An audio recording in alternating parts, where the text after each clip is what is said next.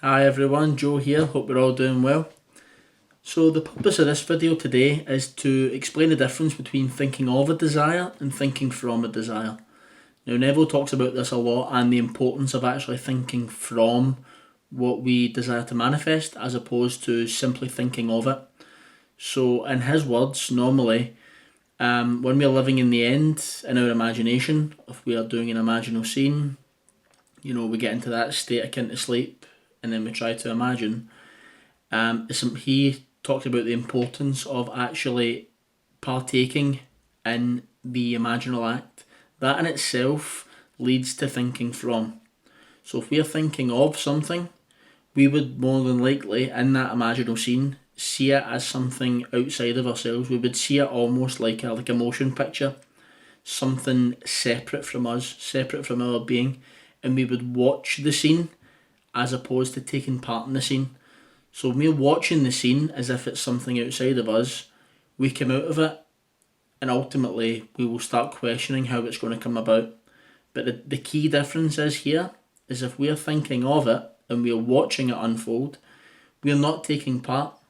So if we're not taking part, it then becomes impossible to think from it, because we can think from something when we actively, imaginatively carry out the action.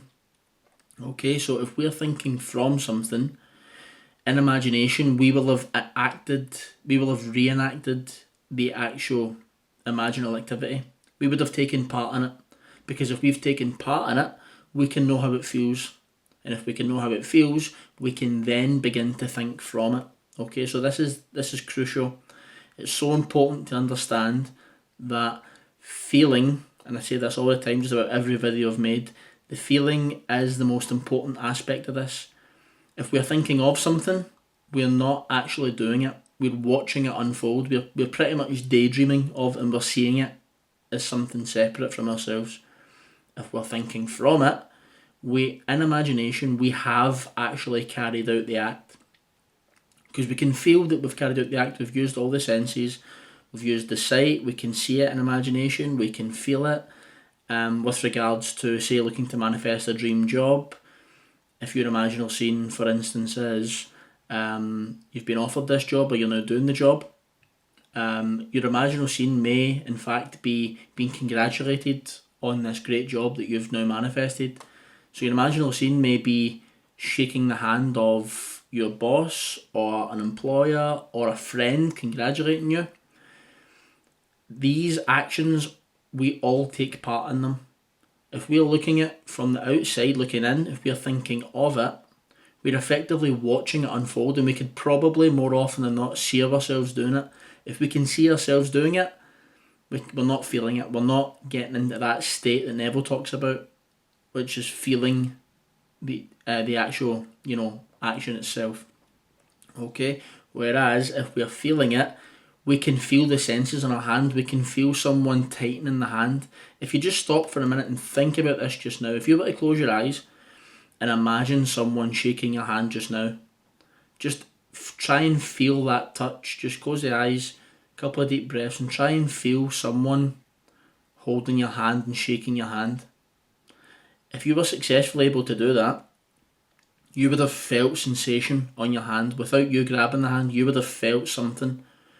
You would have felt the hand move up and down in imagination. Not physically, you would have felt it in imagination. So if you've felt that there and then it's real. Okay? If you can feel it imaginatively, then you know how it feels to partake in the action. If you know how it feels to partake in the action, you can then begin to think from it. So what is thinking from it? Thinking from it is being in the state of already having achieved it, already having shaken that hand, already having that job. Okay? If you're thinking of it, you're looking at the handshaking and going, right, how am I going to get to that point over there? What do I have to do that? If you're thinking from it, you've already shaken the hand, you've already had that interview, you've already went through all these steps, and you've already been congratulated. Why? Because you went in and you carried out the scene, and you've done it. It's done at this point. You've had the scene, you've played the scene, it feels real, You've had the feeling of the hand shaking. You felt the joy and the fulfillment of already shaking this hand, of already being congratulated because you are now in this job. At which point it feels real. Then you begin to think from it. Okay?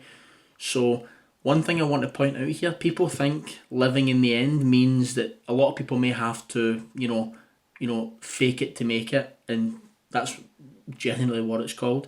And they'll think they have to walk through the day and do things, physically do things that they would do were they in maybe in a dream relationship, or have a dream job, or have so much money in the world that they don't know what to do with it effectively.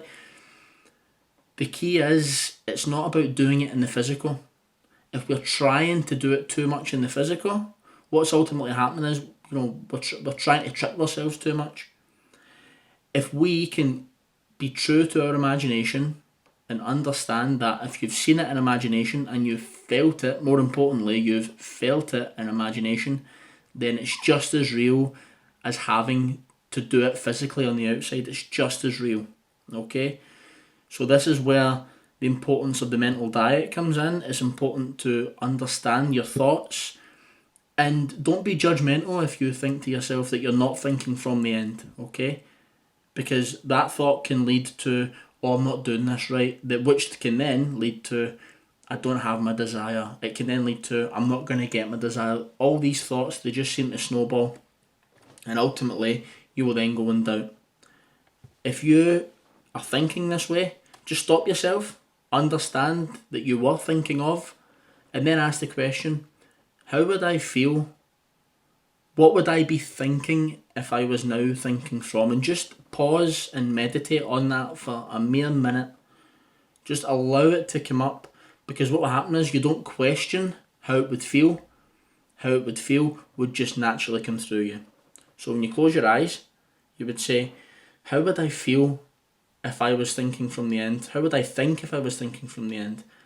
And the correct feeling, the correct answer will just come through you. You don't even need to question it, because you will then get to that feeling of, oh, it feels so good to be doing this job. It feels so good to be with this person. I feel so loved. I'm so wanted. This relationship is amazing. This marriage is fantastic.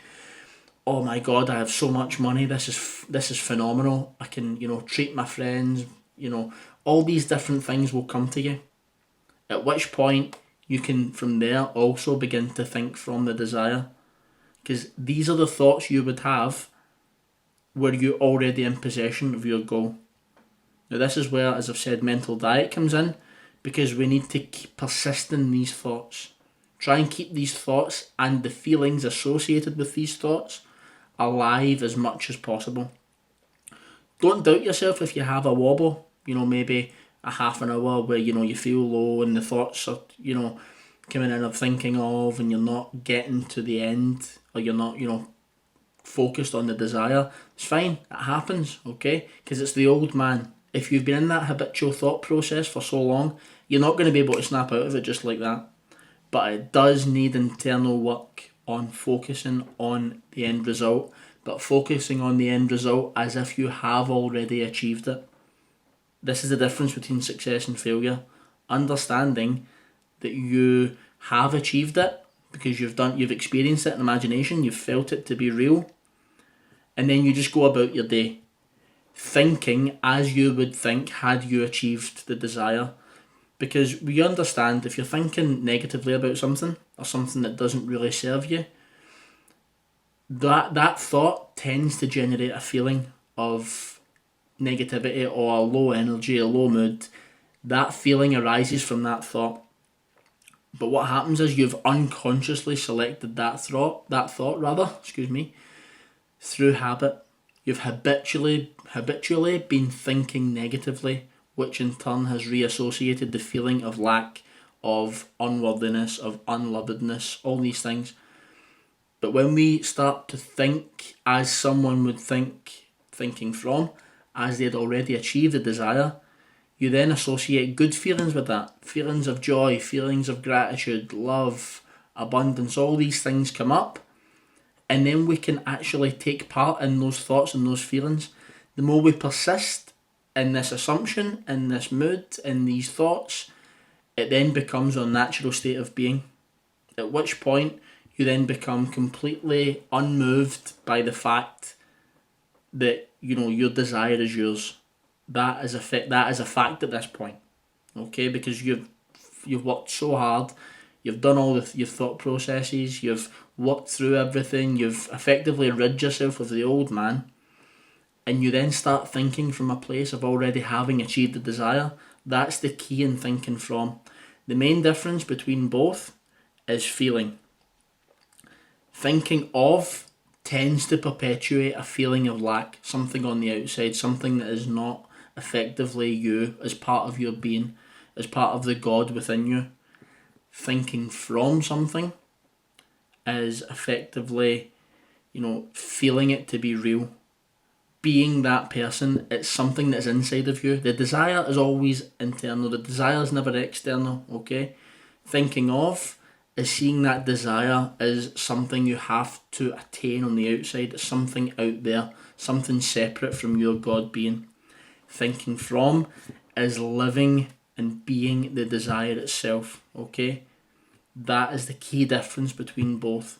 Now, I've read recently a couple of Neville's books. Awakened Imagination, fantastic book, talks a lot about this, thinking of and thinking from. And also one in particular, I actually read it for the first time recently, Your Faith is Your Fortune. Now, myself personally, I don't go too much into, you know, the God aspect of what Neville speaks about. However, this book in particular was fantastic. There's so much emphasis on what these stories in the Bible mean and how they actually incorporate the conscious and the subconscious mind and the concept of I am or beingness, and why it's important to be the desire as opposed to be the person trying to get the desire. If we're trying to get, we're emphasising that we don't have. And if we're emphasising that we don't have, we're then emphasising lack. And lack is ultimately the state of consciousness. When we're being the desire, we're being someone who has achieved it. We're being whole. We're being complete. We're connecting with our inner God, which is imagination. We are in tune with that. And we understand that by being that person who is completely unmoved by external circumstances, that will still unravel. But we can be in the state of actually having the desire. That's the key important factor of this. It's so important to be the representation of what you desire, not achieve the desire. If we can look at it from this perspective, you will see that the desire is part of you, not something on the outside. Everything on the outside is connected to you. So any desire is God-given, okay? If the desire is God-given, then it's something in you. It's part of your beingness. So when you go into imagination and you see the imaginal scene, you play out the imaginal scene and you take part in it, what will happen is you'll feel it to be real, at which point you can then be it. You can almost look at that scene as a memory, as if you've already carried out the action. You will then reflect on that scene. I think I've spoken about this in one of my videos before. You reflect on that scene as being a memory image as opposed to being something in the future. You look back at that image as something you have already done. And when you look at it that way, you can feel it. It feels more natural and it feels great. At which point, and you know at this point, you are bound to meet this in the physical realm because you're living from the place of already having done this action. And then the action will happen when you least expect it. It will occur, it will unfold, and then you at this point you stop looking to get the thing because you have the thing. You are the desire. That's the key point here. You are the desire you're trying to manifest. If we can see all desires from this perspective, then it just becomes so much a more fulfilling, process, and it just feels so much easier and it feels so much better. I know myself through personal experience, when we're trying to get something, it just doesn't seem to happen purely because we're trying to get it. Then it unfolds when we perhaps drop it. We then get to the feeling place of already having the thing, and then it comes up, and it's not until the thing happens when you perhaps reflect on it and go, oh wow, that happened. That happened because I was being it. It didn't happen because I was looking for it. It happened because I had faith it would happen. I knew it was me. I wasn't trying to get it at this point. So I hope I'm making sense with this. If anyone has any questions, feel free to drop me an email. I am looking for perhaps suggestions for videos. If people are having questions, feel free to email me those on. I'll compile a list perhaps and get them, get videos made on those topics. Because I know people can struggle with certain concepts, but I'm more than happy to answer any viewers' questions. So feel free to drop me an email. The link's normally below for the Neville Goddard reader, but the books in particular that refer to this are Awakened Imagination and Your Faith is Your Fortune. So I hope this has been beneficial. I hope everyone will get a lot out of this, and I'll see you in the next one. Take care.